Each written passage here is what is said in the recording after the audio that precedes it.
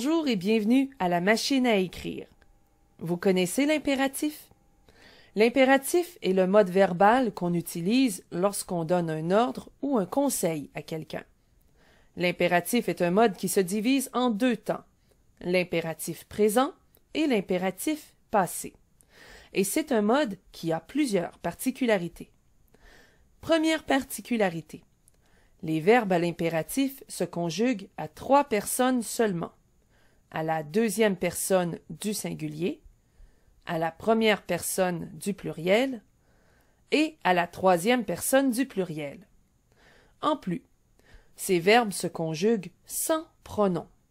Par exemple, le verbe marcher devient marche, marchons, marcher. Le verbe finir devient fini, finissons, finissez. Et le verbe vendre devient vend, vendons, vendez. Peut-être avez-vous déjà remarqué, les terminaisons de l'impératif sont les mêmes qu'au présent de l'indicatif, mais à une différence près. Et c'est la troisième particularité. Les verbes du premier groupe ne prennent pas de S à la deuxième personne du singulier. Ce qui signifie que tous les verbes qui se terminent en ER ne prendront jamais de S à la deuxième personne du singulier. Par exemple, parle, joue, téléphone, achète. Ces verbes à l'impératif présent à la deuxième personne du singulier ne prennent pas de S. Faites l'exercice. Transformez les verbes des phrases suivantes à l'impératif présent.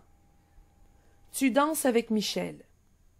La réponse: danse avec Michel. Notez qu'il n'y a pas de S à la fin du verbe parce qu'il s'agit d'un verbe du premier groupe, c'est-à-dire qui se termine par ER. Transformez la phrase « Nous vendons la maison » à l'impératif présent. La réponse: vendons la maison. Le verbe se conjugue à la première personne du pluriel sans la présence du pronom « nous ». Transformez la phrase « Vous tournez à gauche à la première rue ». La réponse: tournez à gauche à la première rue.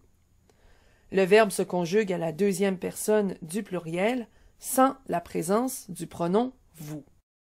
Le présent est le temps simple du mode impératif, c'est-à-dire qu'il est composé d'un radical et d'une terminaison. Le passé est quant à lui le temps composé du mode impératif, c'est-à-dire qu'il est composé d'un auxiliaire et d'un participe passé. Et comme vous le savez, les auxiliaires en français sont avoir et être. Pour conjuguer le verbe à l'impératif passé, il suffit de conjuguer l'auxiliaire à l'impératif présent et d'y ajouter un participe passé. Les auxiliaires à l'impératif présent vont comme suit. Avoir, est, ayons, ayez. Être, soit, soyons, soyez. Accompagné d'un participe passé, l'impératif passé se présente comme suit. Aie terminé tes devoirs à mon retour. Soyez prêts demain à 8 heures. Voilà ce qui conclut cette leçon. Vous êtes maintenant invité à répondre au questionnaire mis à votre disposition. Joignez-vous à nous dans notre forum de discussion ou sur Facebook à l'adresse suivante. Ici Mélanie Tremblay. Merci de votre attention.